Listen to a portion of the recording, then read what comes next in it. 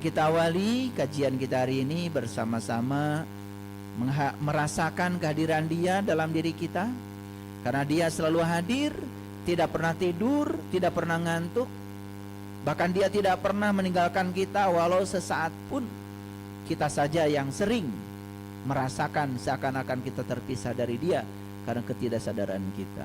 Oleh karena itu, dengan penuh kesadaran kita sapa asma Allah dengan kelebutan dan cinta, seraya membaca basmalah. Bismillahirrahmanirrahim. Saya lagi di kamar mandi dengan kesadaran penuh. Saya melihat semua barang-barang di kamar mandi. Ada kloset yang saya gunakan, bukan buatan saya.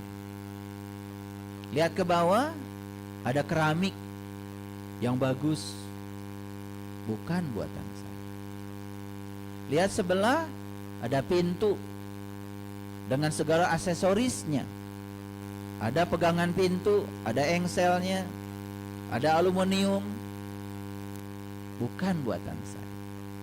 Lihat sebelah, ada sikat gigi, pasta gigi, sabun mandi, bukan buatan saya. Di depan ada cermin, bukan karya saya.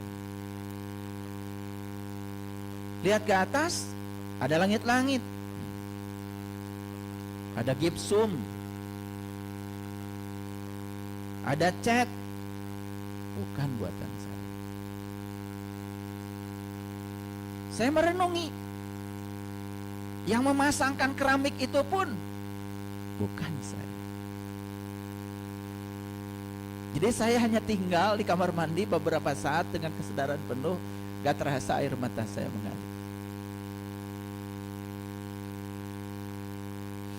Betapa banyak hutang budi saya kepada semesta ini. Betapa banyak hutang budi saya kepada banyak orang. Keluar dari kamar mandi, saya merenungi semua barang-barang yang ada di kamar saya. Ada spring bed, bukan buatan saya. Ada bantal, bukan buatan saya. Ada karpet, bukan buatan saya. Akhirnya saya tidak bisa lagi punya kemampuan untuk menyebutkan satu persatu semua barang-barang yang ada di kamar saya. Masuk ke dapur, begitu banyak di dapur perabotan. Ada piring, ada sendok, ada panci, ada kompor. Lalu saya menjadi malu dengan diri saya. Begitu besar cinta kasih semesta lewat tangan-tangan Allah yang dihadirkan untuk menghadirkan semua fasilitas itu kepada saya, sementara saya tidak menyadarinya kalau itu adalah utang budi saya kepada banyak orang. Lalu dari situ kemudian saya merenung, apa ya karya saya yang sudah dinikmati orang.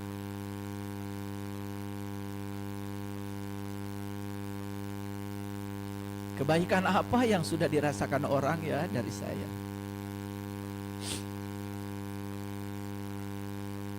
Saya lahir ke dunia, nasi sudah ada, bukan saya yang menanamnya. Jagung sudah ada, bukan saya yang menanamnya. Terigu, makanan semua sudah ada, bukan saya yang menanamnya. Dan hampir tidak ada makanan yang saya santap hasil tanaman saya. Saya makan buah pisang, saya makan alpukat, saya makan buah-buahan, tidak ada hasil tanaman saya. Kalau di semesta ini tidak ada cinta, tidak ada kekuatan positif yang ada pada diri masing-masing mereka itu, tentu saja tidak akan ada karya-karya itu. Dan kita akan sulit hidup kalau tidak dibantu oleh semua fasilitas itu. Saya pakai mobil ke sini, bukan buatan saya. Kalau kita semua sadar betapa banyak sekali utang budi kita kepada banyak orang, masihkah kita mau merendahkan orang lain? Masihkah kita mau menghina orang lain? Masihkah kita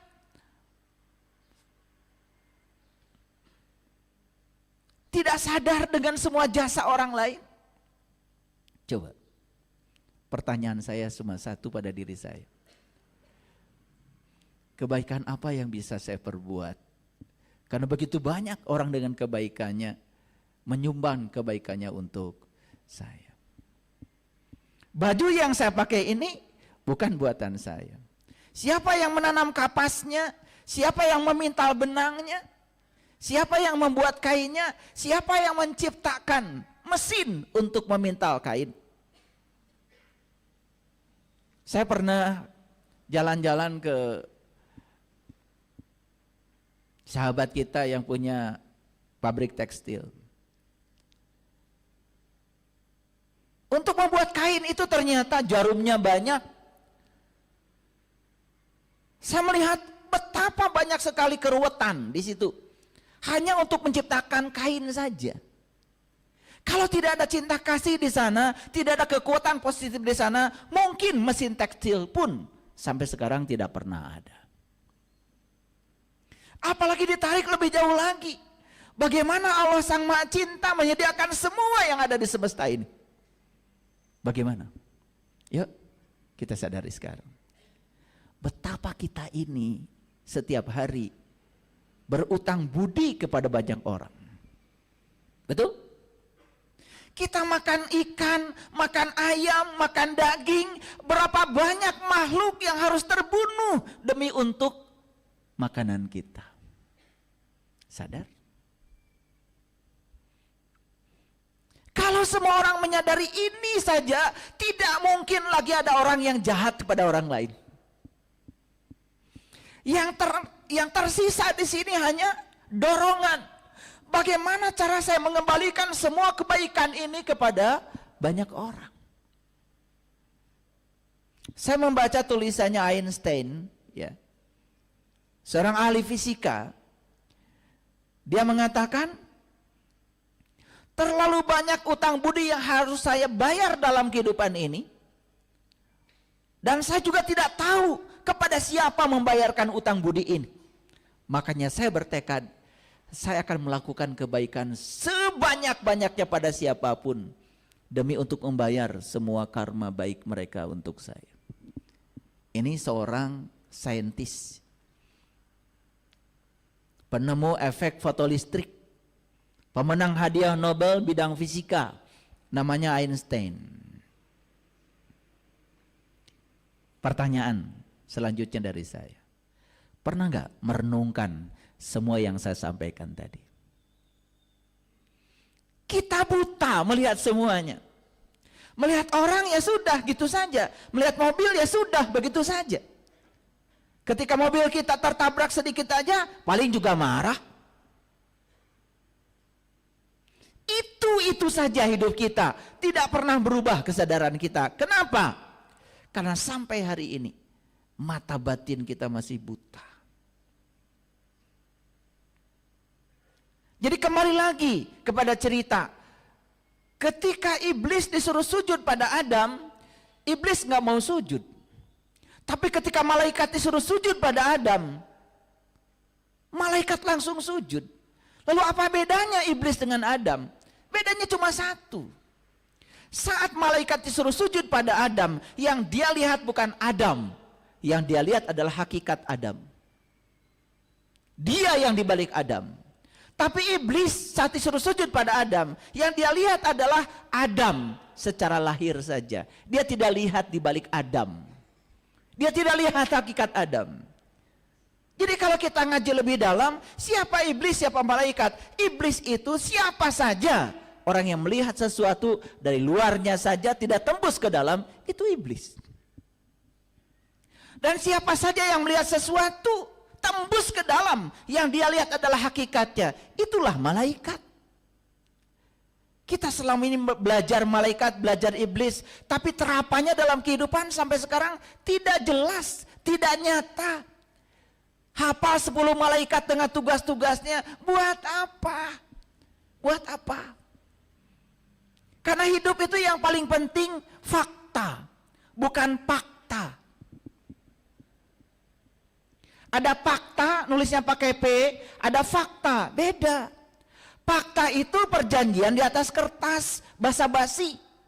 Kalau fakta itu adalah kenyataan, itu adalah realitas. Makanya ada fakta integrasi.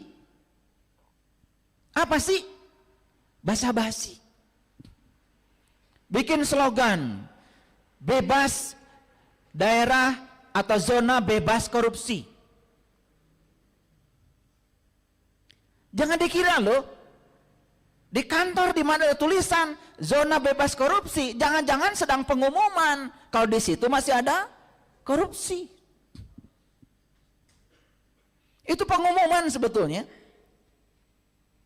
Jadi kalau di toilet itu ada tulisan, kalau sudah pipis, tolong dong dibasuh.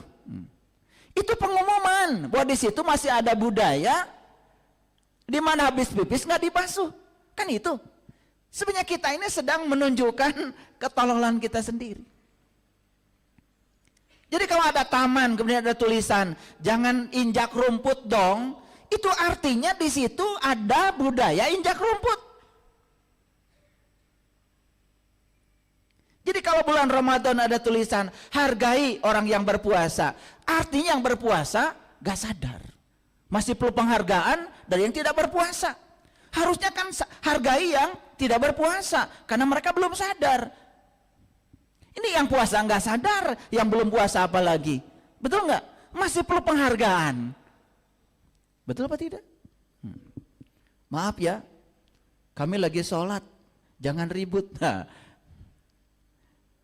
itu pengumuman seperti benar, padahal itu sedang menunjukkan ketololan. Artinya sholat Anda masih terganggu oleh ributnya orang. Sholatnya belum khusyuk, karena Anda belum tahu ilmunya. Orang yang sudah tahu ilmunya, gak peduli orang lain mau ribut kayak apa.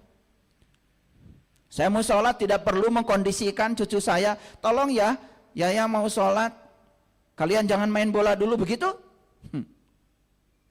Dan kita selalu keluar, ingin semua orang lain seperti yang kita mau, tapi kita nggak pernah ke dalam. Tanya dirimu, kenapa sholatmu tidak khusyuk? Kan persoalannya sederhana, gara-gara kita tidak tahu siapa yang kita sembah. Kita tidak mengikuti sunnahnya Rasul. Kan semua nabi, semua rasul sebelum mereka sholat, kan mereka kenali dulu siapa yang mau disembah. Kita tidak mau mengenalinya, nyembah terus. Jangan-jangan yang disembah oleh kita hanya pikiran dan perasaan kita sendiri. Ngaku-ngaku saja sudah menyembah Allah, untung aja Allahnya diam. Coba kalau Allah punya suara. Sepanjang sholat kamu tidak ingat kepadaku, kata Allah. Yang kamu ingat adalah urusan-urusanmu. Yang kamu sembah itulah pikiranmu sendiri. Untung Allah nggak kayak gitu. Lalu kita dijaga aib kita oleh Allah. Betul apa tidak? Nih, kuliah kesadaran. Belum masuk. Ya. Belum masuk ke judul ini. Masih prolog dulu. Oleh karena itu, maka judul kita hari ini adalah hidup untuk sesama adalah hukum alam. Jadi hidup untuk sesama itu hukum alam. Jadi kalau kita hidup hanya untuk diri kita sendiri, bahkan punya orang juga dicuri oleh kita, bahkan hak orang pun diambil oleh kita, itu sudah melanggar hukum alam. Dan hadiah buat para pelanggar hukum alam, itu sudah bisa dipastikan, pasti penderitaan. Oleh karena itu, pertanyaan dari saya, sederhana, mau mematuhi hukum alam atau melanggar hukum alam? Mengikuti hukum alam ada berkah dari alam. Melanggar hukum alam berarti kita menentang alam. Paham? Oke. Jadi sebetulnya semua penderitaan yang kita rasakan dalam hidup ini sederhana. Karena selama ini kita banyak menentang hukum alam. Hadirin, mendapatkan rezeki itu hak. Tetapi membagikan yang kita dapat itu kewajiban. Awas ya, jangan dibalik-balik. Mendapatkannya jadi kewajiban, kemudian membagikan jadi hak. Sebetulnya hak dan kewajiban itu seperti itu. Kita mendapatkan kehidupan yang bahagia, hak. Tapi membahagiakan orang itu kewajiban. Nah kita ini lupa, setelah mendapatkan hak kita lupa menunaikan kewajiban kita. Itulah sumber penderitaan kita selama ini. Paham ya? Oke. Kalau sudah paham, mulai masuk sini. Pertanyaan mendasar tadi. Coba sebutkan peralatan hidup yang digunakan sehari-hari yang dibuat oleh orang lain. Bisa nggak? Hadirin bisa menyebutkan berapa banyak peralatan yang dibuat orang yang digunakan oleh kita sehari-hari yang ada di dapur? Banyak? Wah. Belum keran, belum pipa, betul nggak? Wah. Saya tadi bicara di prolog tadi, saya sendiri sampai tidak sanggup untuk menyebutkan semuanya. Jadi betapa banyak hutang budi kita kepada banyak orang, bukan? Oke. Berapa banyak di kamar mandi? Ini jangan cuma mendengar kajian saya, nanti praktekkan. Begitu di dapur, coba duduk dulu tenang, tarik napas sebentar, duduk. Lihat semua yang ada di dapur. Mana karyamu? Ada gitu sendok buatanmu? Ada piring buatanmu? Iya. Cuman karena kamu pinter baca kitab suci, waduh, sombongnya kayak apa? Padahal sebaik-baik manusia yang berguna bagi manusia lain. Pertanyaan saya, yang bikin sendok berguna? Yang bikin piring berjasa? Yang bikin panci berjasa? Yang bikin ember berjasa? Masih saja kita menganggap, oh mereka itu orang-orang yang sibuk dengan dunianya. Begitu? Kalau kamu menganggap dirimu lebih hebat dari orang lain, harus dibalik lagi pikiran kita. Kita pintar baca tulis Quran, kita bisa membaca kitab suci, yes, itu nggak apa-apa, bagus. Tapi itu belum apa-apa kalau hidup kita belum berarti bagi orang lain. Karena Nabi Muhammad mengatakan tidak ada sebaik-baik manusia yang pintar ini, pintar itu. Sebaik-baik manusia yang berguna bagi manusia lain. Saya bukan mengatakan yang pintar baca tulis Al-Quran tidak berguna. Ada gunanya juga kalau hidupnya bagus. Ngerti maksud saya? Kan lucu ya, kita mendengar berita bahkan di tempat yang kita anggap suci, malah di situ terjadi pelanggaran-pelanggaran susila. Yang disebut dengan asusila, kan mengerikan, betul nggak? Iya. Kenapa? Karena di situ tidak ada kesadaran.